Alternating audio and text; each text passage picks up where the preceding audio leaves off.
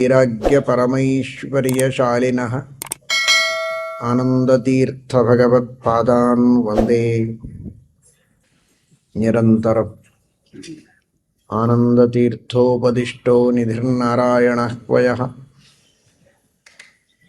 प्रदर्शितो येन सम्यक् जयतीर्थं तमाश्रये।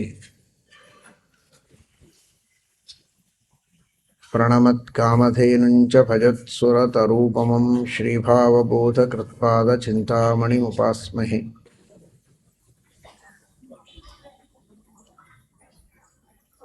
सत्याभिज्ञकराब्जोत्थान् पञ्चाशद्वर्षपूजकान् सत्यप्रमोदतीर्थार्यान् नौमि न्यायसुधारतान्।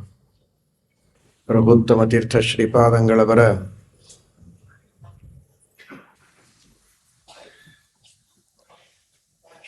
ಹಿರಿಯರ ಅವರ ಪೂರ್ವಾಶ್ರಮದ ತಂದೆ ತಾಯಿಗಳ ಮೂಲಭೂಮಿ ಸುವರ್ಣಪುರಿ,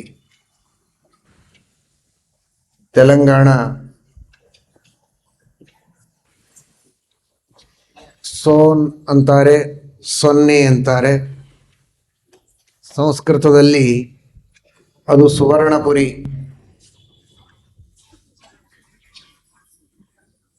ಮಹಾನುಭಾವರಾದ ರಘುವರ್ಯ ತೀರ್ಥ ಶ್ರೀಪಾದಂಗಳವರ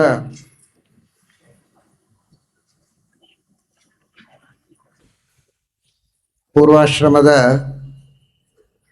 ತಂಗಿಯ ಸುಪುತ್ರರು ಪ್ರಭುತ್ತಮ ತೀರ್ಥ ಶ್ರೀಪಾದಂಗಳವರು. ಅವರ ಒಂದು ವಿಶೇಷ, ರಘುವರ್ಯ ತೀರ್ಥ ಶ್ರೀಪಾದಂಗಳವರು ಸುವರ್ಣಪುರಿ ಗ್ರಾಮಕ್ಕೆ ದಿಗ್ವಿಜಯವನ್ನು ಮಾಡಿದಾಗ ಮಕ್ಕಳಾಗಿಲ್ಲ ಅಂತ ದಂಪತಿಗಳು ರಘುವರ್ಯ ತೀರ್ಥರಲ್ಲಿ ವಿಶೇಷವಾಗಿ ಪ್ರಾರ್ಥನೆಯನ್ನು ಮಾಡುತ್ತಾರೆ.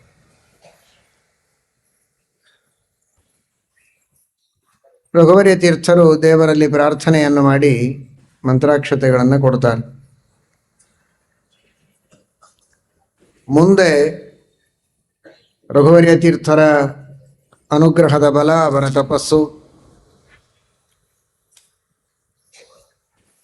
ತಮ್ಮ ಮುಂದಿನ ಉತ್ತರಾಧಿಕಾರಿಯಾಗುವಂತಹ ಯೋಗ್ಯತೆ ಇರುವ ವ್ಯಕ್ತಿ ಇಲ್ಲಿ ಅವತಾರ ಮಾಡ್ತಾರೆ ಅಂತ ಅವರಿಗೆ ದೇವರ ಪ್ರೇರಣೆಯಾಗಿತ್ತೋ ಏನೋ, ವಿಶೇಷವಾಗಿ ದೇವರಲ್ಲಿ ಪ್ರಾರ್ಥನೆಯನ್ನು ಮಾಡಿ ಅನುಗ್ರಹಪೂರ್ವಕವಾಗಿ ಮಂತ್ರಾಕ್ಷತೆಗಳನ್ನು ಕೊಟ್ಟರೆ ಅದರ ಫಲ ಕೆಲವೇ ದಿನಗಳಲ್ಲಿ ಕಂಡಿದೆ. ಮುಂದೆ ರಘುವರ್ಯ ತೀರ್ಥರು ಸಂಚಾರ ಕ್ರಮದಲ್ಲಿ ಮಳಖೇಡಕ್ಕೆ ಬರ್ತಾರೆ.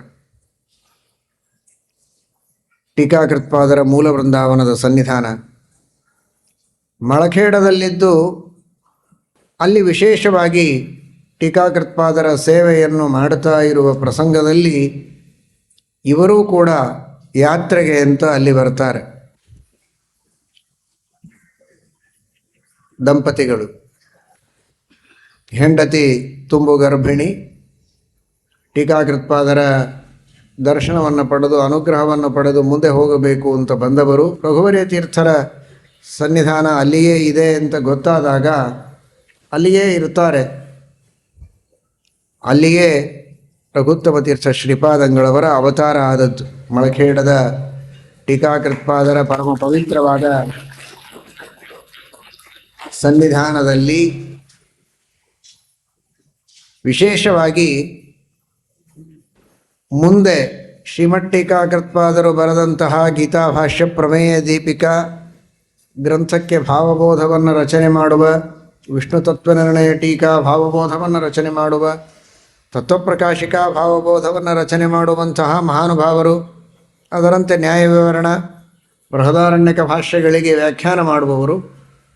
ಹೀಗಾಗಿ ಟೀಕಾಕೃತ್ಪಾದರು ಬರೆದ ಟೀಕೆಗಳಿಗೆ ವ್ಯಾಖ್ಯಾನ ಮಾಡುವ ಮಹಾನುಭಾವರು ಟೀಕಾಕೃತ್ಪಾದರ ಸನ್ನಿಧಾನದಲ್ಲಿಯೇ ಅವತಾರ ಮಾಡಿದ್ದು.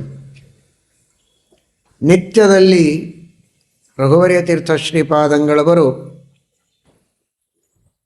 ತಮ್ಮ ಗುರುಗಳಾದ ರಘುನಾಥ ತೀರ್ಥರಿಗೆ ಒಲಿದು ಬಂದ ಕೂರ್ಮಶಾಲಿ ಗ್ರಾಮಕ್ಕೆ ಅಭಿಷೇಕ ಮಾಡಿದ ಹಾಲನ್ನು ಕೊಟ್ಟು ಆ ಮಗುವನ್ನು ಬೆಳೆಸಿದ್ದಾರೆ. ಅಂದರೆ ರಘುತ್ತಮ ತೀರ್ಥರ ಅವತಾರದ ಹಿನ್ನೆಲೆಯನ್ನು ವಿಚಾರ ಮಾಡಿದರೆ ಮಹಾಪ್ರವಾಹಿನಿ ಭೀಮ ಯಸ್ಯ ಮಾರ್ಗ ಮದಾನ್ಮುದ ರಘುವರ್ಯೋ ಮುದಂ ದದ್ಯಾತ್ ಕಾಮಿತಾರ್ಥ ಪ್ರದಾಯಕ ಅಂತ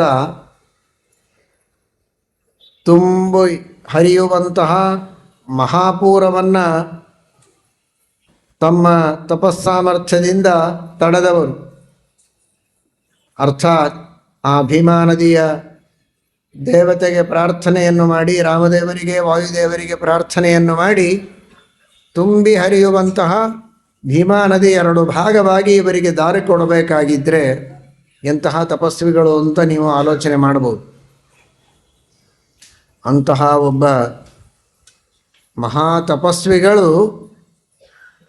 ಇವರ ತಾಯಿಗೆ ಮಂತ್ರಾಕ್ಷತೆಯನ್ನು ಕೊಟ್ಟು ಆ ನಂತರದಲ್ಲಿ ಅವರಿಗೆ ಈ ಸಂತಾನದ ಪ್ರಾಪ್ತಿಯಾಗಬೇಕು ಅಂದರೆ ಒಂದು ತಪೋಮೂಲದಿಂದ, ತಪಸ್ವಿಗಳ ಅನುಗ್ರಹದಿಂದ ಇವರು ಅವತಾರ ಮಾಡಿದ್ದು.